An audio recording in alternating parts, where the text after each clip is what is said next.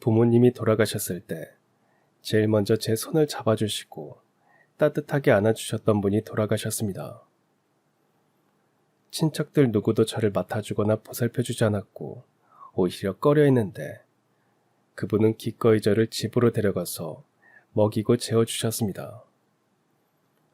그분의 형편도 그리 넉넉하지 않았는데 친자식 이상으로 저를 품어주셨기에 어린 저는 그분께 받은 은혜를 꼭 갚겠다고 생각하며 자랐습니다.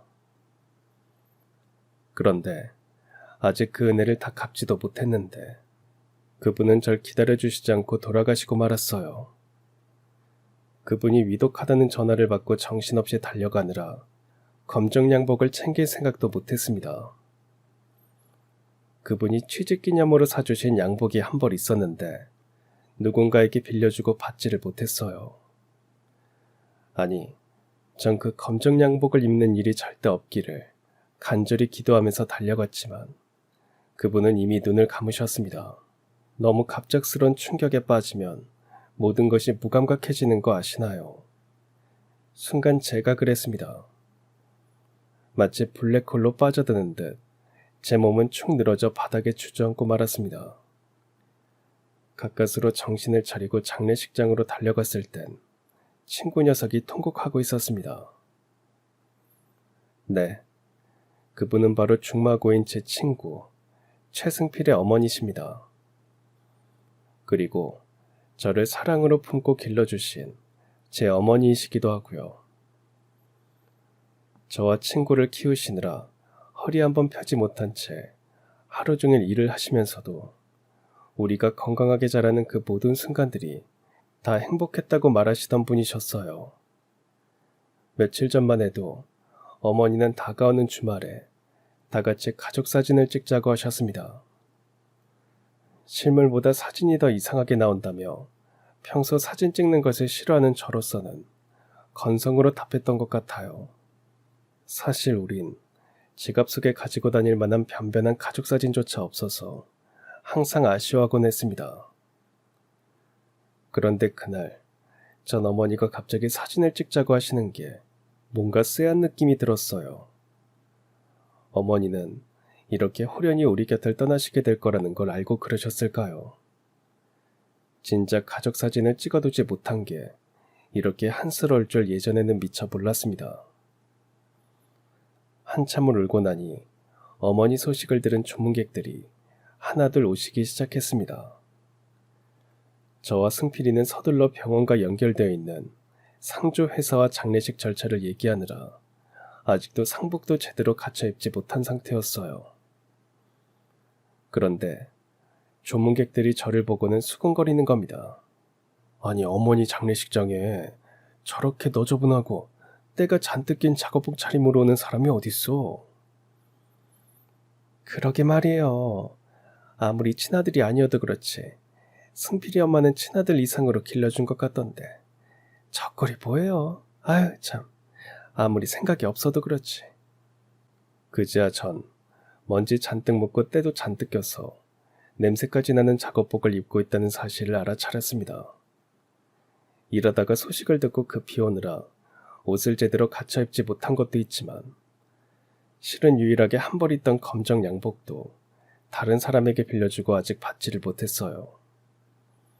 지금 입고 있는 작업복도 그 빌려준 분의 옷이었습니다.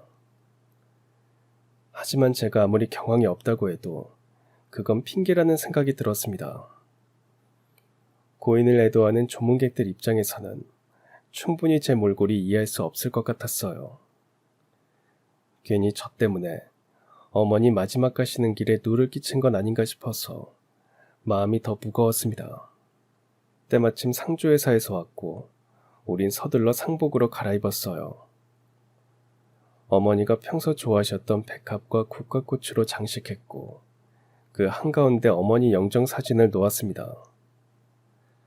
새삼 어머니 영정사진을 보고 있자니 또 눈물이 솟구쳤습니다. 어머니 영정사진으로 쓸 게 너무 없어서 언젠가 어머니 생신 때 셋이 케이크 촛불을 불고 함께 찍었던 사진 중에서 골랐습니다. 그나마 어머니가 활짝 웃고 계신 게 그 사진이었어요. 이럴 줄 알았으면 진작에 가족 사진을 찍어두는 건데 돌아가시고 나니 그게 제일 후회가 되었습니다. 그래도 두 아들이 어머니 가시는 길 배웅해 주니까 그나마 든든하시겠다고 다독여 주시는 분들도 있었습니다. 그렇게 장례식 첫날이 지나고 둘째 날이 되었는데 지난밤 한숨도 못 잔 탓에 머리는 돌이 가득 찬 것처럼 무거운데 심장은 텅 비어버린 것 같아서 갈피를 잡을 수 없었습니다. 새벽에 승필이 몰래 어머니 영정사진 앞에서 조용히 울었습니다. 여전히 어머니가 우리 곁에 안 계신다는 사실이 믿기지 않았어요. 그리고 장례식 마지막 날이 되었습니다. 갑자기 누군가 저를 부르면서 장례식장으로 들어섰습니다. 아니 어르신, 여긴 어떻게 오셨어요? 너 일하는 데 가서 물어보니 상중이라는 소리를 듣고 부랴부랴 달려왔어. 얼마나 마음이 아프니. 내가 너무 늦어서 미안하다. 정말 미안해. 그분은 또 누구냐고요? 어머니가 지금까지 제 인생의 모든 순간에 손잡아 주신 분이셨다면 그 어르신은 앞으로 제 인생 자체를 완전히 바꾸어 주실 분이셨어요. 물론 저도 그때까지는 몰랐습니다. 그분 때문에 제 인생이 역전될 줄은요. 마치 어머니가 돌아가시면서 저에게 선물을 주시고 간 게 아닌가 싶었습니다. 저에겐 어머니도 그 어르신도 모두 선물입니다. 그럼 그 놀랍고 기막힌 선물 같은 인생 역전 얘기를 들려드릴까 합니다. 어린 시절 우리 집은 가난한 달동네, 길고 긴 계단을 몇백 개쯤 올라가야 나오는 곳에 있었습니다. 그야말로 꼭대기에 있었어요. 계단 아래에서 올려다보면 꼭 쓰러질 것 같은 집 두 채가 덩그러니 서로 어깨를 맞대고 서 있었습니다. 한 채는 우리 집이었고 다른 한 채는 중마고 최승필의 집이었어요. 저와 승필은 말 그대로 어려서부터 같이 놀고 자란 사이였습니다. 부모님들도 서로 막역한 사이였어요. 특히 우리 엄마와 승필이 엄마는 고향 선후배 사이이기도 했습니다. 두 사람은 시골에서 상경하여 같이 공장에 일을 다니며 자취를 했고 거의 비슷한 시기에 결혼을 했습니다. 같이 신혼집을 보러 다니다 넉넉치 않은 형편의 달동네 집 두 채를 발견하고는 당장 계약해서 나란히 살게 되었죠. 물론 두 집안의 부모님은 결혼하고 나란히 경주로 신혼여행을 다녀오기도 했습니다.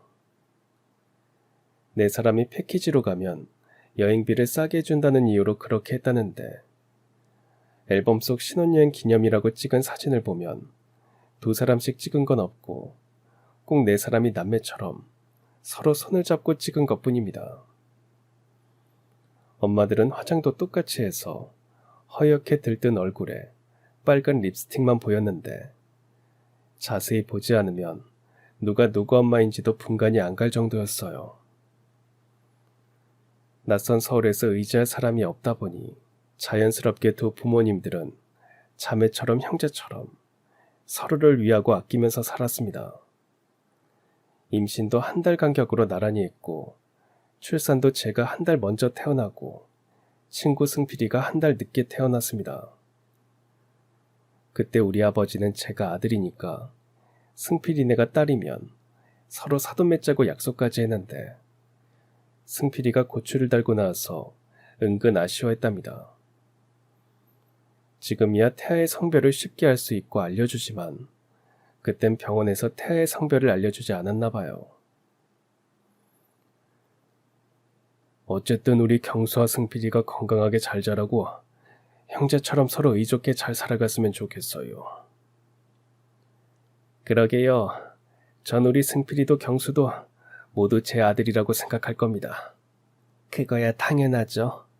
전 경수보다 승필이가 더 올망졸망하게 생긴 게 계속 보면 볼수록 정이 새록새록 드는 것 같은데요. 아유, 언니도 참. 전 경수가 갓난애긴데도 사내대장부처럼 생겨서 더 듬직한데요. 부모님들은 저와 승필이가 아들이자 친구이자 형제처럼 잘 자라기를 항상 바라면서 함께 키웠습니다. 엄마들은 만삭일 때 길고 긴 몇백 개의 계단을 오르내리며 서로 무거운 몸을 밀어주고 끌어주며 앞으로 서로의 인생도 그렇게 밀어주고 끌어주자고 늘 다짐했대요. 물론 저와 승필이도 엄마들처럼 그렇게 서로 인생을 함께 했으면 좋겠다고 기도했답니다. 아버지들은 서로 다른 일을 했지만 항상 형제보다 더 깊은 의리와 정을 느끼셨다고 합니다. 그때 우리 아버지는 목수일을 하셨고 승필이 아버지는 미장일을 하셨어요. 두 분은 나중에 돈 좀 벌면 작은 수리업체를 함께 만들자며 미래에 대한 설계도 하셨답니다. 두 분 아버지 역시 저와 승필이처럼 형제이자 친구처럼 서로 늘 베풀고 부족한 것은 채워주면서 고통도 슬픔도 함께했고 기쁨도 즐거움도 함께하면서 정말 가족처럼 지냈습니다. 하지만 불행은 뭔가 전조가 있다고 하죠. 불행이 시작되기 전 우리 네 가족은 크고 작은 일들을 겪었습니다. 집이 워낙 낡고 오래되다 보니 전기압선으로 큰 불이 날 뻔했고 겨울에 계단이 얼어서 아버지가 넘어지시는 바람에 다리를 다치시기도 했어요. 그 긴 계단에서 용케 안 떨어지신 게 기적이라고 생각할 정도였습니다. 그때까지만 해도 부모님들은 그저 액땜했다고 치자며 오히려 안도를 하셨답니다.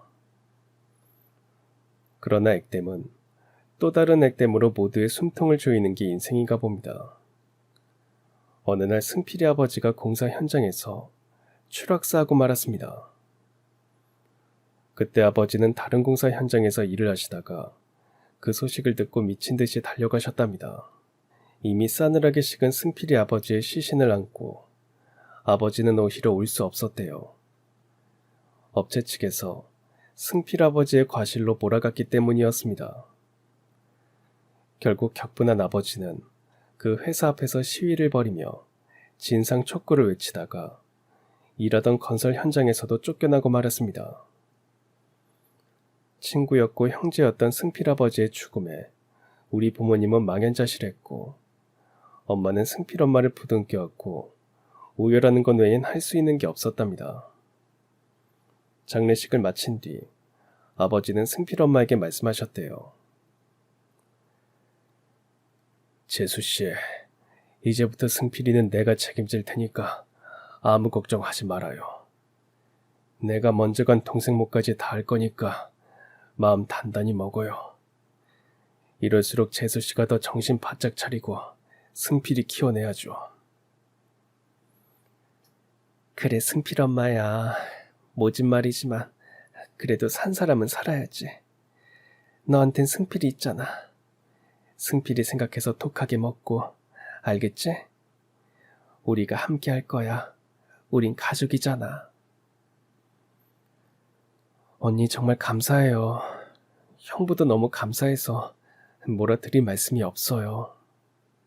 그때부터 아버지는 단돈 10,000원을 벌면 5,000원씩, 10만원을 벌면 5만원씩, 언제나 버는 돈의 딱 반을 나누어서 엄마와 승필 엄마에게 주셨답니다. 원래 인생은 생각한 대로 안 되고 계획한 대로 안 된다고 하죠. 그래서 누군가는 살만하다도 하고 누군가는 두렵고 무섭다고 하고요. 하지만 우리 부모님과 승필 엄마는 험한 인생이니까 함께 위로하고 응원하면서 잘 헤쳐가보자고 다짐하셨습니다. 엄마와 아빠가 일을 나가면 승필 엄마는 어린 저와 어린 승필이를 맡아서 먹이고 입히고 채우셨어요. 두 집안은 변한 게 없었습니다. 여전히 가족 그 이상이었고 언제나 서로의 부족함을 채워주고 서로를 이해하고 베풀면서 지냈습니다.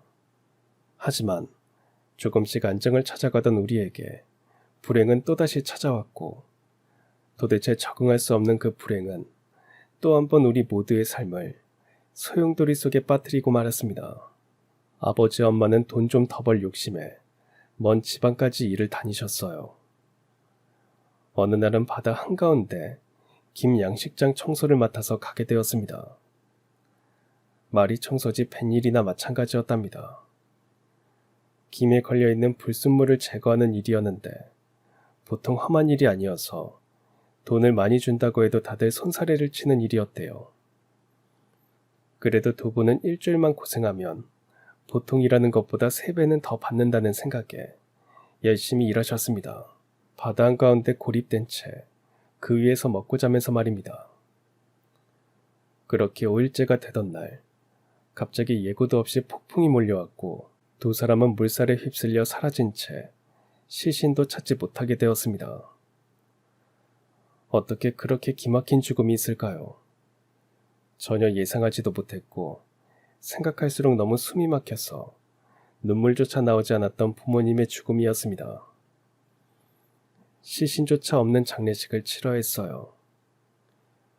부모님은 심연의 바닷속 어딘가를 헤매고 계시는데 우린 못해서 마지막을 준비해야 하는 그 어처구니 없는 현실을 어떻게 이해해야 할까요? 전 죽을 것처럼 숨이 막혔고 승필이는 내내 고개를 떨군 채 울었습니다. 승필이 엄마는 양식장 주인에게 따지고 항의하다 싸움으로 번져 경찰서까지 갔어요.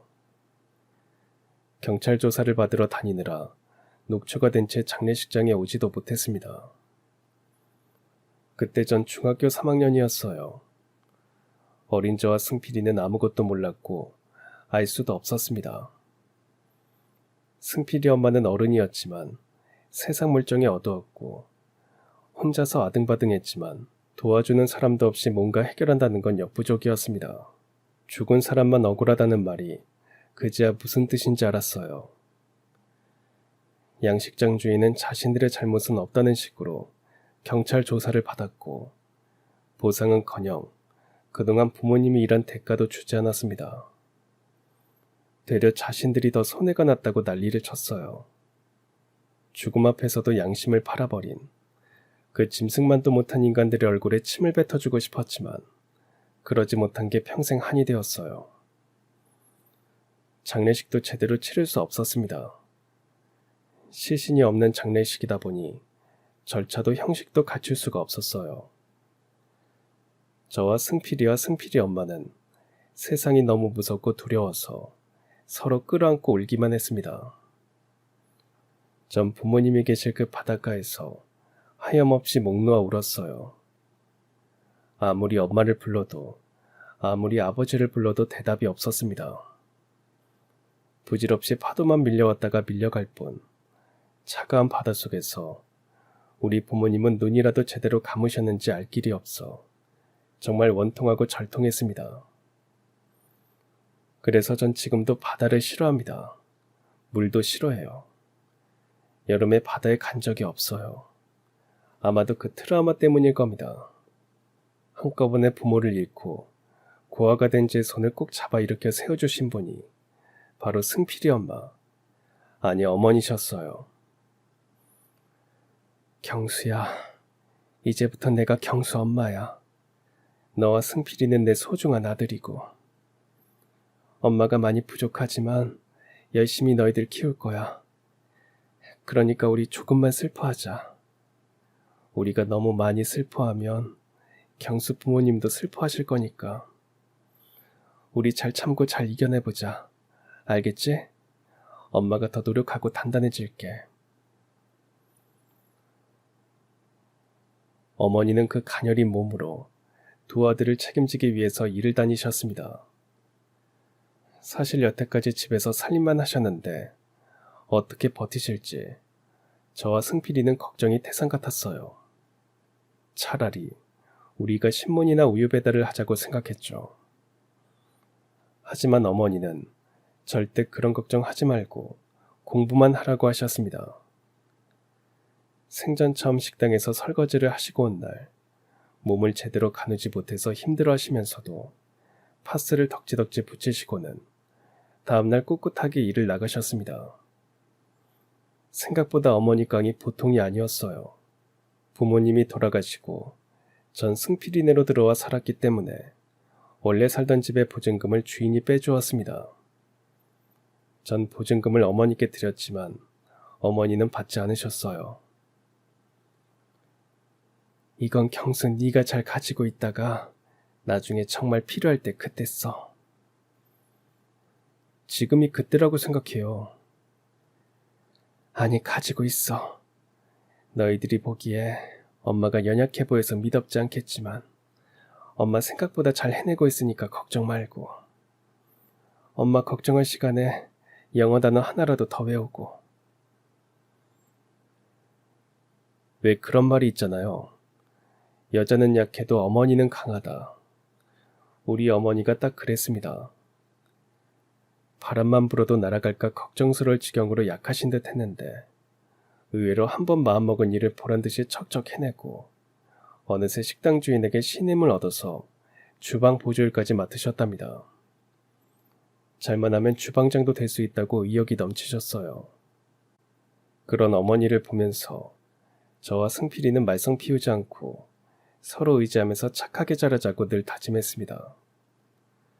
공부는 썩 잘하지 못해도 어머니 걱정시켜드리는 일만은 절대 하지 말자고 굳게 약속했습니다. 우린 늘 같이 공부하고 밥 먹고 같이 다니니까 학교에서나 주변에서 진짜 형제인 줄 알았습니다. 그럼 우린 자랑스럽게 형제라고 말했어요. 고등학교 2학년 때 수학여행을 앞두고 여행비를 내야 하는데 사실 둘 다 보낼 형편은 아니었습니다. 그 무렵 승필이가 갑자기 맹장이 터져 수술을 하는 바람에 그나마 어머니가 모아둔 돈이 바닥이 난 상태였어요. 그때 어머니는 일하는 식당에 말해서 수학여행비를 갚으려 하는데 저만 다녀오라고 하는 겁니다. 어떻게 저 혼자 가요? 그건 말도 안 돼요. 저도 안 갈래요. 안 가긴 왜 안 가? 너라도 가면 되지. 그래, 경수 너라도 다녀와. 난 어차피 맹장 수술 받고 무리하면 또 덧날 수도 있어. 수술 잘 받았는데 뭐가 덧나? 괜히 나 혼자 보내려고 그러는 거잖아. 어머니, 전 경수랑 같이 가는 거 아니면 저도 안 가요. 물론 저는 알고 있었습니다. 형편이 안 되니까 저라도 보내주고 싶었던 어머니 마음을요.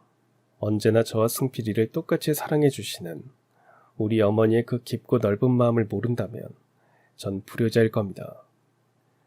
제가 사는 이유는 그런 어머니의 사랑 때문이었으니까요. 전 지금이야말로 비상금을 쓸 때라고 생각했습니다. 보증금에서 저와 승필이의 수학여행비를 냈어요. 어머니는 그건 절대 쓰지 말라고 하셨지만 우린 형제이고 가족인데 모든 걸 함께 겪고 함께 해결하고 함께 누려야 한다고 생각했습니다. 아이고, 엄마가 경수 볼 면목이 없다. 왜 그런 말씀을 하세요? 전 어머니 때문에 이렇게 잘 살고 있는데요. 이번엔 저와 승필이 수학여행 잘 다녀올게요. 다음엔 우리 세 식구 다 같이 여행 가요. 언젠가 어른이 되어 돈을 벌면 전 꼭 어머니 은혜에 보답하겠다고 다짐하고 다짐했습니다. 자기 자식도 버겁다고 버리는 세상이었는데 남의 자식까지 친자식 이상으로 품어주신 우리 어머니는 날개만 없지 천사 그 자체였어요. 어머니 고생하시는 거 보고 어머니 올바르게 사시는 거 보면 저나 승필이는 절대 나쁜 마음도 어긋나는 마음도 가질 수가 없었습니다.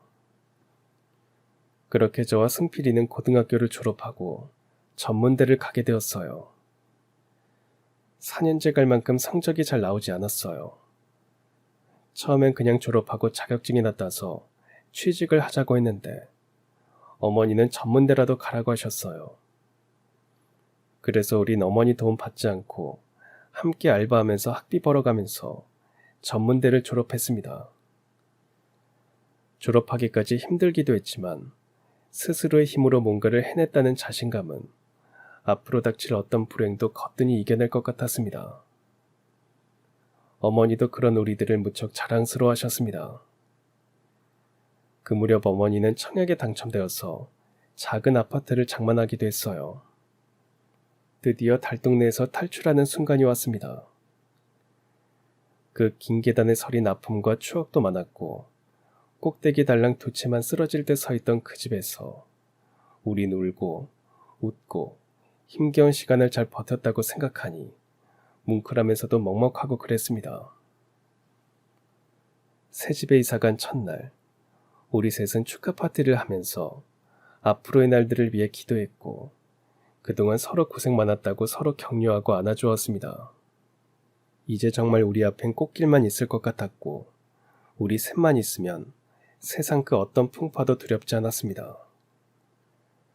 저는 전문대를 졸업하고 바로 중소기업에 취직을 했지만 적성에 맞지 않았습니다. 총무부서에서 자재 쪽 일을 했는데 아무래도 숫자를 다루는 일이다 보니 버거웠어요. 전 태생적으로 몸 쓰는 일이 딱 제격인 것 같았습니다. 그래서 오랜 숙고 끝에 환경미화원 시험을 받고 합격을 했습니다. 일은 좀 고되지만 공무원이니까 나름 안정적인 직업이라고 생각했어요. 남들은 그냥 청소부라고 생각하고 약간 편견을 가지는 분도 있지만 세상 그 어떤 더러운 것들도 우리 손을 거치면 깨끗해지고 한층 환해진다는 점에서 전 직업의 자부심이 컸습니다. 어머니는 제 생각과 판단을 늘 존중해 주셨어요. 저는 월급을 받으면 용돈을 제하고 나머지는 항상 통째로 어머니께 드렸습니다. 하지만 어머니는 한 푼도 쓰시지 않고 제 이름으로 적금을 꼬박꼬박 드셨습니다. 차라리 일 그만두시고 두 아들이 주는 생활비로 사시라고 해도 절대 그러지 않으셨어요. 당신은 우릴 키우시느라 청춘을 다 바치셨는데 자식들에게 짐이 되고 싶지는 않으시다고 하셨습니다. 두 손 두 발 멀쩡한데 왜 집에서 놀아? 일할 수 있을 때까지는 일하고 그래야지. 내가 건강하게 잘 살다가 가는 게 너희들 도와주는 거야. 난 그렇게 살다 갈 거야. 저와 승필이는 엄마의 그 강단과 고집이 좋았습니다. 처음 식당 일 하실 때는 가녀린 몸으로 골병이나 들지 않을까 아들들의 걱정거리셨던 우리 어머니가 이젠 사내대장부보다 더 통이 크시고 목소리도 크세요. 산전수전 다 겪어내시느라 어머니 본연의 모습은 많이 잃어버리셨지만 그래도 변함없이 우리들 마음속에는 꽃다운 시절의 어머니가 담겨 있었습니다. 웃으실 때 보조개도 여전히 예쁘시고 긴 생머리를 반듯하게 틀어올리신 그 모습도 참 우아하셨어요. 은근 어머니에게 추파를 던지는 남자들도 있었지만 오직 두 아들만 생각하고 살아내셨습니다. 그 시절 저는 일 열심히 하고 용돈 아껴서 한 달에 한 번 승필이랑 맥주에 치킨 한 마리씩 먹는 게 큰 낙이었어요.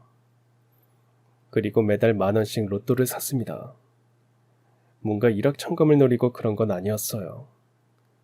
한 번도 된 적도 없고 될 거라고 생각도 안 했지만 그건 제가 일주일을 기분 좋게 살아내고 한 달을 열심히 살아내는 작은 희망 같은 거였습니다. 제가 누릴 수 있는 작은 사치였다고나 할까요? 혹시나 당첨되면 뭘 할까 상상하는 즐거움이 있었습니다. 야, 되지도 않을 건데 뭐하러 로또를 사냐? 차라리 코인을 사겠다. 로또나 코인이나 사실 뜬구름 잡는 건 마찬가지지 뭐. 야 임마, 그래도 코인은 전략만 잘 세워도 완전 뜬구름 잡는 건 아니거든. 네, 전 로또 살 테니까 친구는 코인 사서 벼락부자 되세요. 승필은 제가 로또를 사는 것을 이해하지 못했고 저는 승필이가 코인에 관심을 가지는 걸 이해하지 못했죠. 그런 것만 빼면 우린 정말 서로에게 하나도 거스를 게 없는 좋은 친구이자 형제였습니다.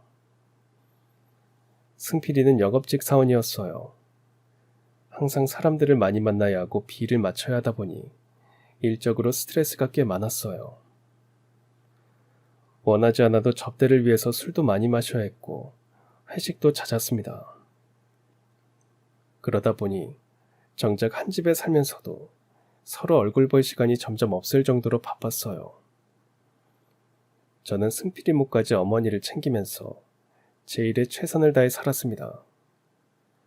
어머니도 식당 일로 바쁘셔서 주말이면 일주일 치장을 한꺼번에 보는데 재래시장 가서 물건을 사고 군것질하는 그 맛에 어머니 손 꼭 잡고 아이마냥 따라다녔어요. 어머니께 배워서 웬만한 반찬은 뚝딱 만들어내기도 했고, 어머니 쉬시게 하고는 집안 청소며 밀린 빨래도 후딱 해치웠습니다. 우리 경수는 손도 빠르고 야무지고 배려심도 넘치고 누가 시집 올지 정말 복이 터졌다. 사귀는 여자는 없니? 여자 관심 없어요. 왜 관심이 없어? 멀쩡히 생겨가지고. 아들이니까 그렇게 좋게 보는 거죠. 요즘은 돈 없으면 결혼 못해요. 전 아직 가난해서 아무도 저 안 좋아해요. 아휴, 다들 눈이 삐었지. 보석을 못 알아보고. 괜찮아. 집신도 다 짝이 있다고 했어. 가끔은 제가 진짜 어머니 친아들이라고 착각하고 살 때도 있습니다. 하늘에서 우리 부모님이 보시면 서운하실지도 모르겠지만 부모님보다 어머니와 함께한 세월이 더 많다 보니 그만큼 쌓인 추억도 정도 더 깊게 들었나 봐요. 어머니 생각만 하면 그렇게 가슴이 먹먹해지면서 눈물이 그렁해지곤 했습니다. 그런 우리 어머니가 어느 날 식당에서 일을 하시다가 갑자기 쓰러지셨어요. 급히 응급실로 옮겨졌지만 끝내 저혈압 쇼크로 사망하셨습니다. 어머니는 저혈압을 앓고 계셨거든요. 저혈압이 고혈압보다 더 위험하다고 막연하게 들었지만 정말 모든 것이 한순간에 끝나고 말았습니다. 새벽 청소를 마치고 퇴근 준비를 하던 차에 연락을 받았어요. 순간 숨이 안 쉬어질 정도로 깊은 충격에 빠졌습니다. 부모님이 돌아가셨을 때는 어려서 죽음에 대한 슬픔이 막연하게 느껴졌어요. 그런데 어른이 된 저에게 어머니의 죽음은 마치 칼날이 제 심장을 후벼 파는 것 같은 처절한 고통이 몰려왔습니다. 그건 단지 슬픔이라고 말할 수 없을 정도의 절망이었고 괴로움이었습니다. 서둘러 장례식장을 마련했고 조문객들이 하나둘씩 찾아오면서 어머니의 죽음이 조금씩 실감났습니다. 상조회사를 기다리느라 아직 상복을 갖춰 입지 못한 탓에 조문객들은 먼지에 때가 잔뜩 묻고 고약한 냄새까지 나는 작업복 차림의 저를 비난하며 수군거렸습니다. 어머니 마지막 가시는 길에 제가 누를 끼치는 것 같아서 얼굴을 들 수가 없었어요. 겨우 상복을 차려입고 조문객들을 맞으면서 새삼 어머니가 좋은 분이셨구나 알게 되었습니다. 식당에서 같이 일했던 동료들은 물론 단골 손님들까지 소식을 듣고 한달음에 달려와서 안타까워하셨어요. 그리고 그 문제의 어르신이 장례식장에 오셨습니다.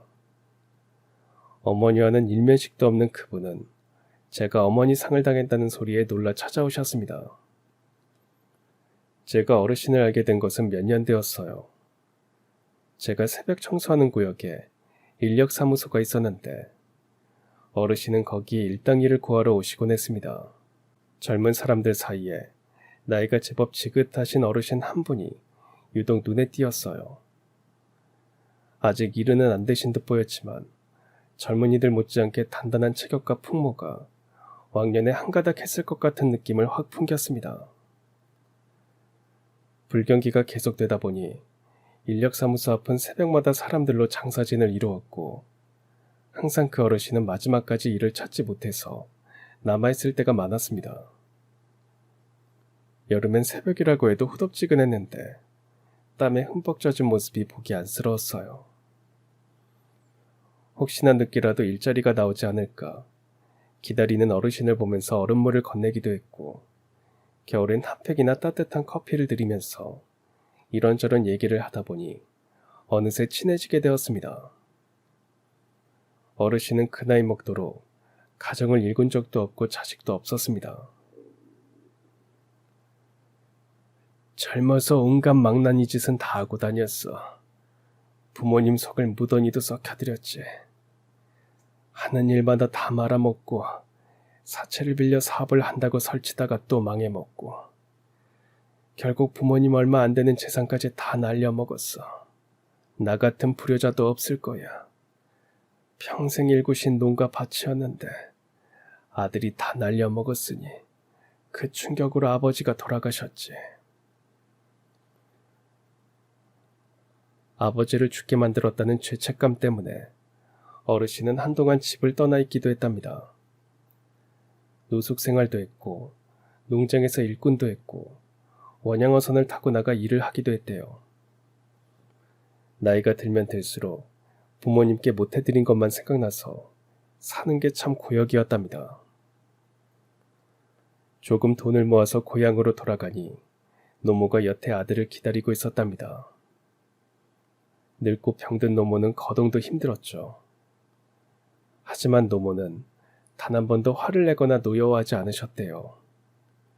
그저 자랐다고 아들 손을 꼭 잡고 하염없이 울기만 하시더랍니다. 어르신은 이제 노모가 돌아가실 때까지만이라도 편하게 봉양해드리는 게 마지막 소원이라고 했습니다. 하지만 나이가 있다 보니 일을 찾는 게 쉽지 않았죠.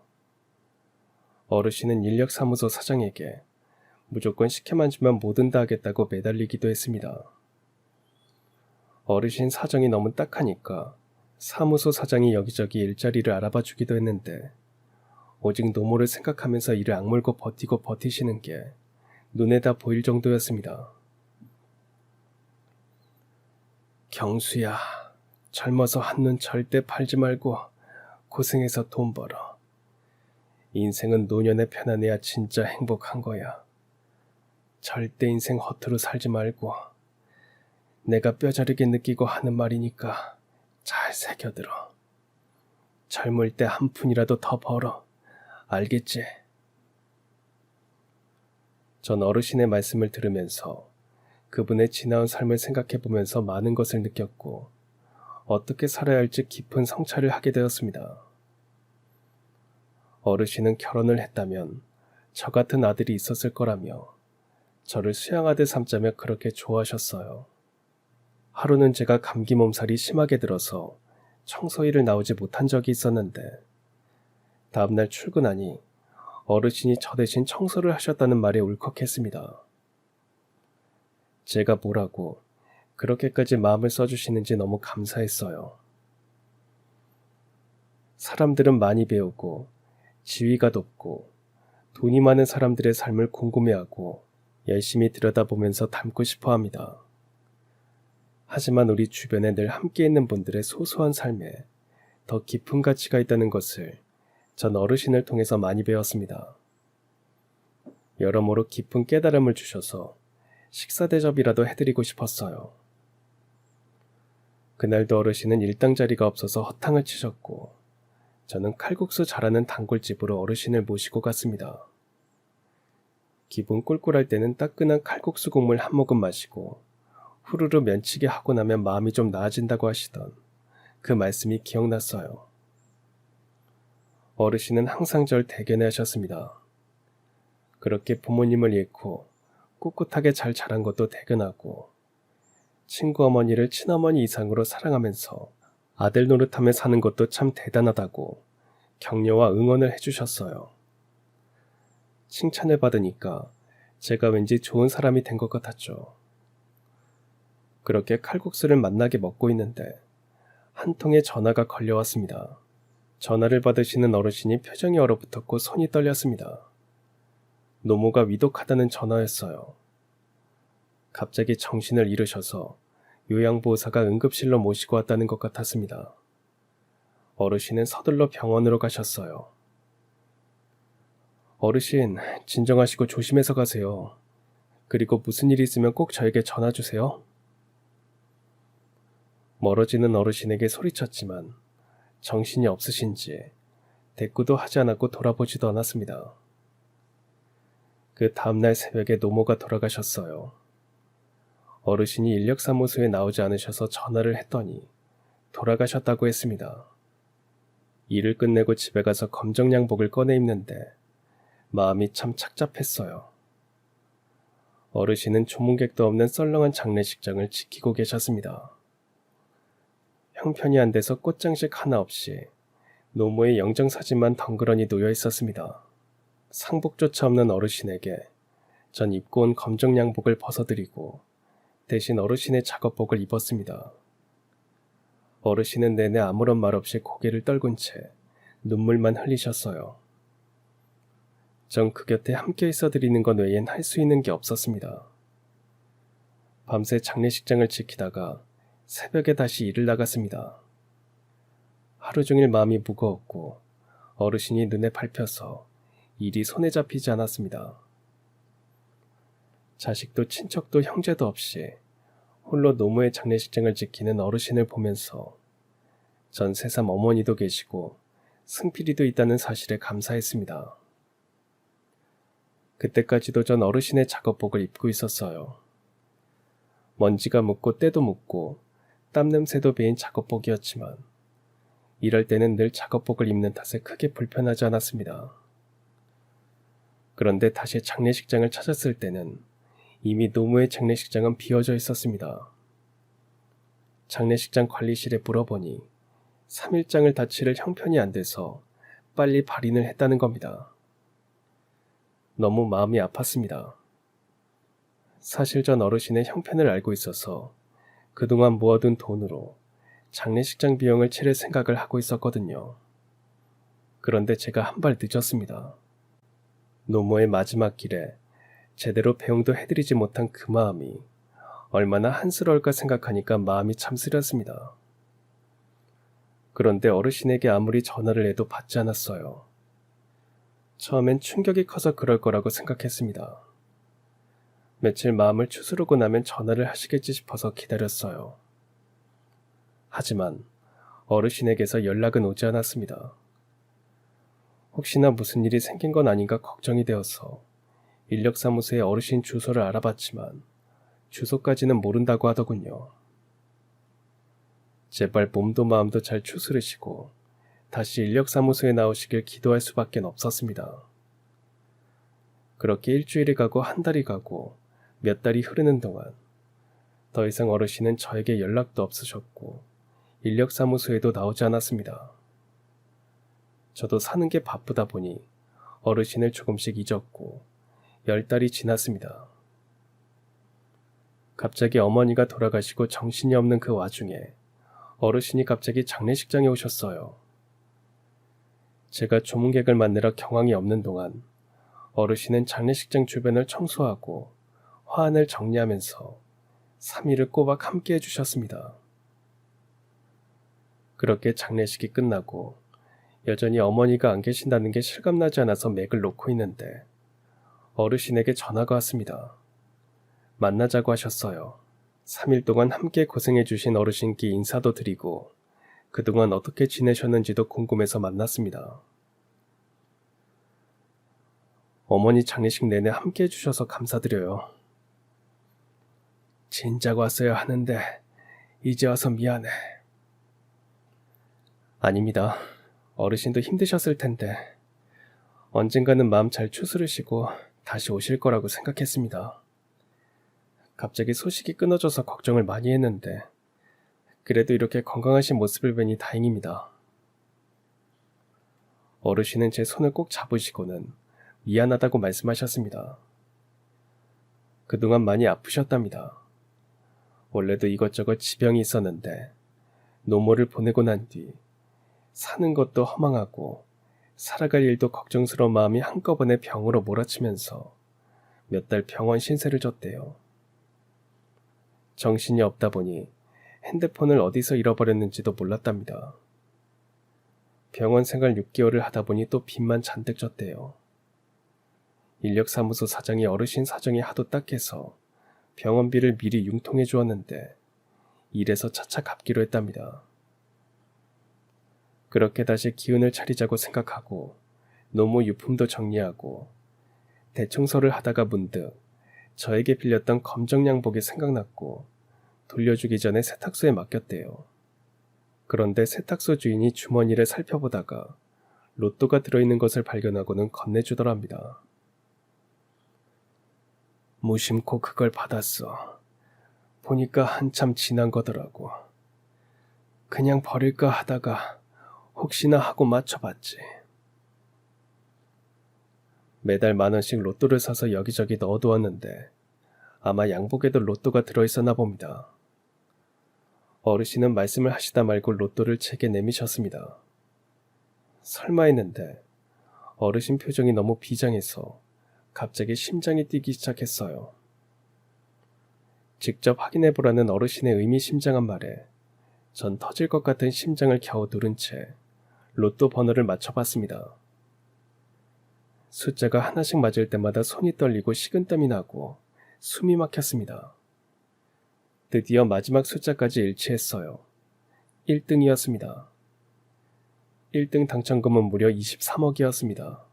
꿈인지 생신지 분간할 수 없어서 볼을 꼬집어 보니 생생했어요. 손발이 너무 후들거려서 제대로 서 있을 수조차 없었습니다. 문득 어르신을 쳐다봤어요. 가만 생각해보니까 어차피 전 양복 주머니에 로또가 들어있는 줄도 기억하지 못하고 있었고 어르신이 말하지 않았다면 그냥 넘어갈 수도 있는 일이었습니다. 나도 인간이니까 처음엔 욕심이 난 것도 사실이야. 그래서 고민도 갈등도 많이 했네. 하지만 그건 저에 대한 어르신의 진심을 배반하는 짓이라고 생각했답니다.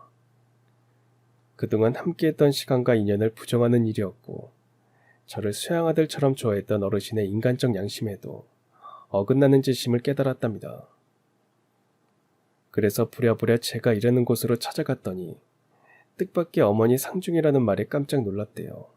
평소 제가 얼마나 어머니를 사랑하고 존경하고 있는지 다 알고 있는 어르신으로서는 제가 받았을 충격과 슬픔을 생각하니 목이 메이더랍니다. 그래서 어르신은 그저 3일 동안 제 곁에서 함께 장례식장을 지키셨대요. 그렇게라도 해야 내가 잠시 갈등했던 마음을 용서받을 수 있을 것 같아서 정말 미안해, 경수야. 아니에요. 오히려 제가 감사드려요. 만약 제가 어르신이었다면 이렇게 오지 못했을 겁니다. 그냥 어르신이 1등 당첨금을 다 가지셨다고 해도 말 안 했으면 몰랐을 일이고 설령 제가 알았다고 해도 전 어르신이니까 이해할 수 있었을 거예요. 그러니까 미안해하지 마세요. 그렇게 말해줘서 고맙다. 난 네가 날 미워하고 원망할까봐 너무 두려웠다. 제가 왜 어르신을 원망해요. 이렇게 와주셔서 감사하고 솔직히 말해주셔서 더욱 존경합니다. 사람 마음이라는 게 뜻대로 안 될 때가 있잖아요.